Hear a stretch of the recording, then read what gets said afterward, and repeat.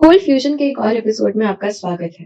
अप्रैल 2022 में singer Selina Gomez good morning America के साथ एक इंटरव्यू में थी। उन्होंने कुछ ऐसा किया था जिसको करने के बारे में कई लोगों ने सोचा था, पर असल में कर नहीं पाए थे। पॉपस्टार ने बताया कि उन्होंने एक हफ्ते के लिए नहीं, एक महीने के लिए नहीं, बल्कि 4.5 साल के लिए इंटरनेट से ब्रेक लिया था। उन्होंने क्लेम किया कि इससे उनकी लाइफ में बदलाव आया। मैं अधिक खुश हूँ, मैं हर जगह मौजूद होती हूँ, मैं अधिक लोगों से जुड़ती हूँ और मुझे ये सब नॉर्मल फील करवाता है। मैं पर्सनली जानता हूँ कुछ लोगों को जिन्होंने ऐसा ही कुछ किया है। ऐसा लगता है कि हवा में बदलाव आया है। मुझे नहीं पता कि आप इसे महसूस कर सकते हैं या नहीं, पर इंटरनेट काफी थकाने वाला स्थान हो सकता है। अब इंटरनेट को पूर्ण रूप से छोड़ना कुछ लोगों के लिए काफी मुश्किल है, पर लाखों युवा इससे मिलता जुलता काम कर रहे हैं। वो अपने स्मार्टफोन्स को फीचर्ड फोन के लिए छोड़ रहे हैं, जिन्हें डम फोन्स भी कहा जाता है। ये एक मूवमेंट है जिसे डम फोन रेवोल्यूशन कहा जाता है। आप कोल्ड फ्यूजन टीवी देख रहे हैं। स्मार्टफोन का एरा हमारे हाथ में अद्वितीय कनेक्शन और मनोरंजन लाया है। पर जब से इसे 2007 में आईफोन के रिलीज और सोशल मीडिया जायंट्स के उदय के साथ अपने असली रूप में पेश किया गया था, ये स्पष्ट हो गया था कि इसके नकारात्मक पहलू भी हैं। ये कोई रहस्य नहीं कि स्मार्टफोन ने हमारे दिमाग को हैक कर लिया है। एक टिपिकल फोन यूजर अपने डिवाइस को एक दिन में 2617 बार टच करता है। दिलचस्प रूप से उन सभी पिकअप्स में से आधे पहले के 3 मिनट के भीतर होते हैं। यह अब केवल एक आदत नहीं बल्कि एक बॉडी फंक्शन है। औसतन 3 घंटे एक छोटी सी स्क्रीन को घूरने में व्यतीत होते हैं। ये लोगों को इमोशनली इफेक्ट करता है। यंग अडल्ट्स में समय बर्बाद करने की गिल्ट से लेकर डिप्रेशन और आइसोलेशन तक। दूसरी ओर गवर्नमेंट और प्राइवेट टेक कंपनीज के द्वारा लगातार जासूसी होती है।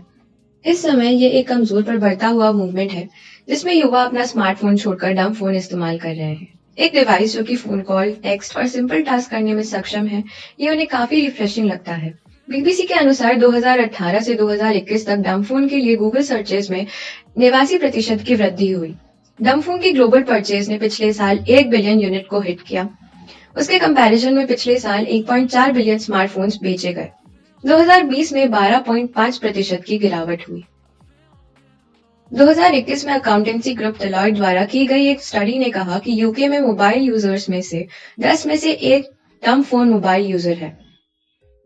इन्हीं में से है एक 17 साल की रॉबिन वेस्ट।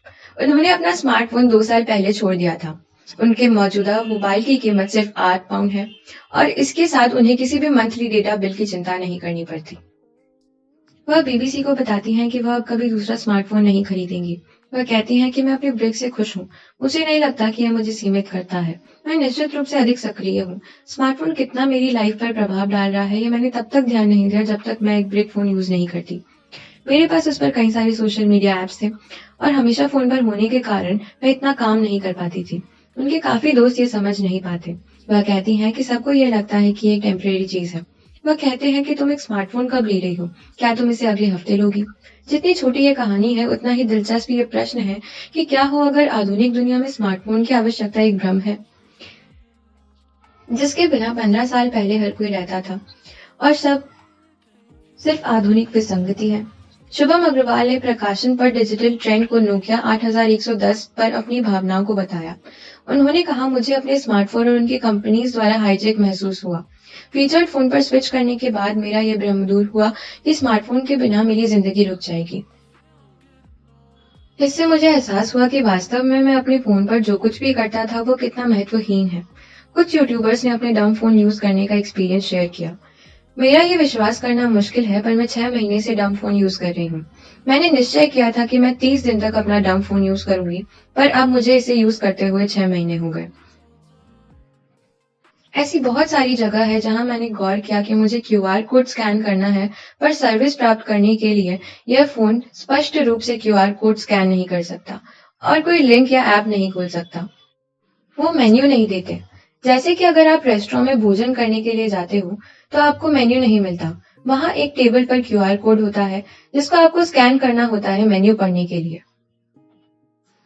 आमतौर पर मैं किसी ऐसे व्यक्ति के साथ हूँ जिसके पास स्मार्टफोन है, वो इस पर कमेंट कर सकता है। मुझे ये निराश करता है क्योंकि मैं स्मार्टफोन नहीं चुनना चाहती। लेकिन मुझे पता है कि ऐसे बहुत से लोग हैं जिन्हें स्मार्टफोन नहीं होने की वजह से कई जगहों से एक्सक्लूड रखा जाता है और इसलिए मुझे वास्तव में पसंद नहीं है। इसमें नोटिफिकेशन नहीं होते, जब तक मुझे कोई कॉल या टेक्स्ट नहीं करता या फिर मेरा फ़ोन बीप नहीं करता, मेरा ध्यान इसकी ओर आकर्षित नहीं होता। और ये काफ़ी अमेज़िंग है। एक डिवाइस जिसमें जैसे चाहे यूज़ कर सकती हूँ और बदले में मुझसे ये कुछ नहीं माँगता। अगर मैं इसको यूज़ नहीं करती तो ये रखा रहता है और मुझे काफ़ी पसंद है। मैंने कुछ चीज़ें सीखी हैं कि डंब फ़ोन यूज़ करने के जीवन बदलने वाले काफ़ी लाभ हैं। ये कुछ चीज़ें हैं जो मैंने वास्तव में उम्मीद भी नहीं की थी। सबसे पहले, मैं अब अविश्वसनीय रूप से शांत हूँ और मुझे एंग्जाइटी नहीं है। मैं ये नहीं कहूँगी कि मैं एक चिंतित व्यक्ति हूँ। स्विच करने के बाद मैंने महसूस किया कि आईफ़ोन के आसपास मैं काफ़ी चिंता में रहती थी, जो कि अब चली गई है। मुझे ये लगता है कि मैं इंटरनेट के लगातार साथ नहीं हूँ, पर मैं उन चीज़ों को जानती हूँ जो चल रही हैं। और सबसे बड़ी बात जो मैंने नोटिस की, अगर मैं किसी वेटिंग लाइन में प्रतीक्षा कर रही हूँ या किसी अपॉइंटमेंट का वेट कर रही हूँ, तो मैं पहले अपना आईफ़ोन लेती थी और उस पर कंटेंट देखती थी। पर अब मैं ऐसा नहीं कर सकती, तो मैं अपने ब्रेन के लिए ब्रेक ले सकती हूँ। ये कुछ ऐसा है जो मुझे लगता है कि अपनी संस्कृति में हमें पर्याप्त मिला है। वास्तव में मैं खुद आश्चर्यचकित हूँ पिछले 6 महीने में मेरी आईफ़ोन की तरफ ना जाने की ईमानदारी से। मैंने खुद पर कोई नियम निर्धारित नहीं किया कि मैं उसको वापस यूज़ नहीं कर सकती। और मैं ये भी नहीं बोलूँगी कि मैं अब कभी स्मार्टफ़ोन यूज़ नहीं करूँगी। बस मैं नहीं चाहती थी उसका इस्तेमाल करना और मैं अब भी नहीं चाहती। डंब फ़ोन यूज़ करने के इतने सारे बेनिफिट्स हैं जो कि उन असुविधाओं वाले कारणों को भी मामूली बना देते हैं जो कि कहते हैं कि स्मार्टफ़ोन होना आवश्यक है। Tech expert professor Sandra Wachter Oxford University में आर्टिफिशियल इंटेलिजेंस में एक सीनियर रिसर्चर हैं, जो कि समझाती हैं कि युवाओं को सिंपल फोन्स क्यों चाहिए। वो कहती हैं कि आपका स्मार्टफोन आपका एंटरटेनमेंट सेंटर, आपका न्यूज़ जनरेटर, आपका नेविगेशन सिस्टम और आपकी डायरी और आपका डिक्शनरी और वॉलेट है।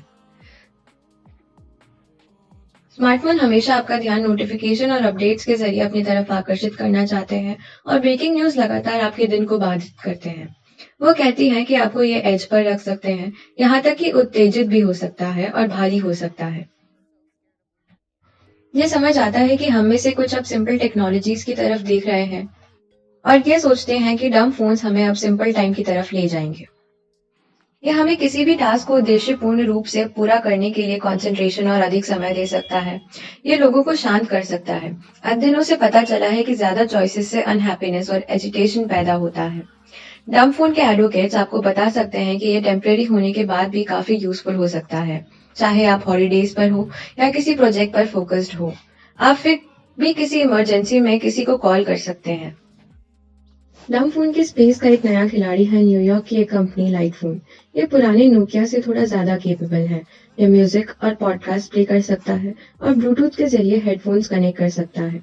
2020 के मुकाबले 2021 में सेल्स में 150% की बढ़ोतरी के साथ कंपनी ने इसकी स्ट्रॉन्गेस्ट फाइनेंशियल परफॉर्मेंस रिकॉर्ड की।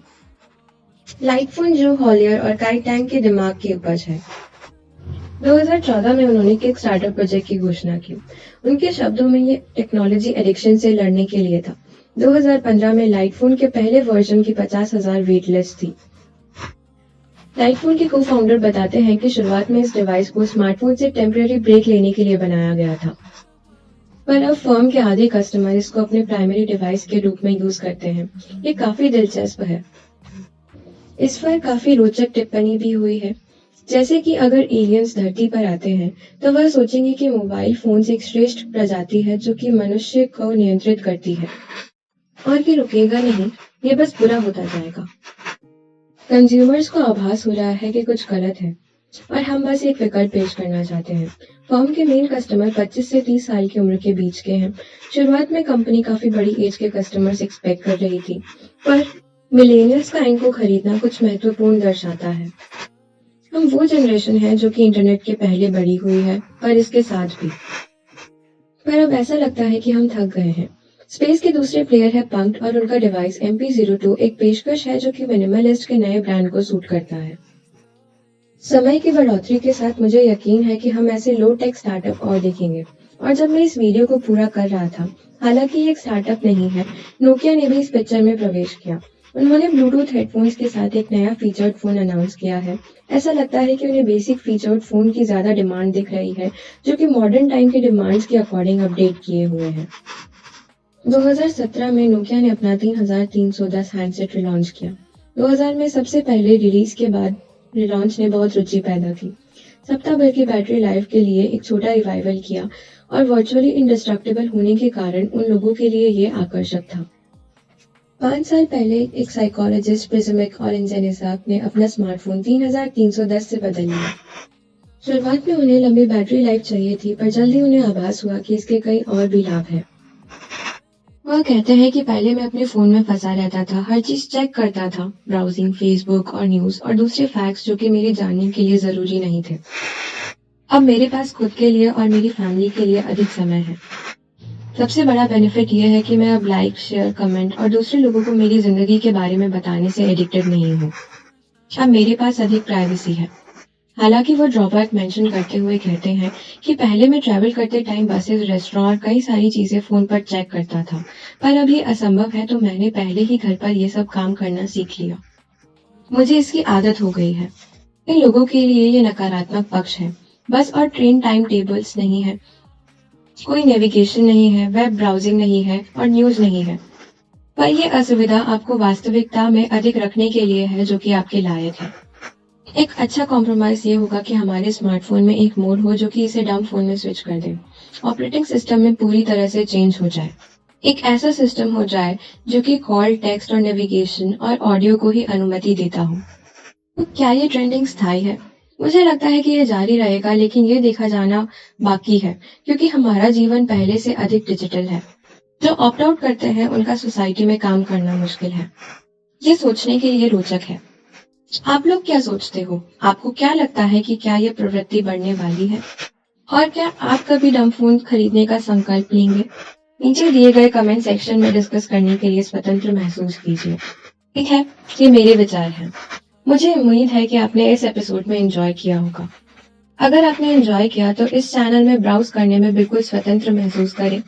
वो लोग जो मेरे म्यूजिक को फॉलो करते हैं, उनके लिए मैंने बैंड कैंप पर एक नई एल्बम रिलीज की है जिसका नाम है हेलो वर्ल्ड। ये जल्दी स्पॉटिफाई पर होगी और वेब के जरिए मेरे पॉडकास्ट पर इस टॉपिक पर एक्सटेंडेड डिस्कशन होने जा रहा है, तो इसे देखें। मैं नीचे सारे लिंक्स छोड़ दूंगा। मेरा नाम दगोगो है और आप देख रहे हैं कोल्ड फ्यूजन। जल्द ही मिलते हैं अगले एपिसोड में। देखने के लिए थैंक यू।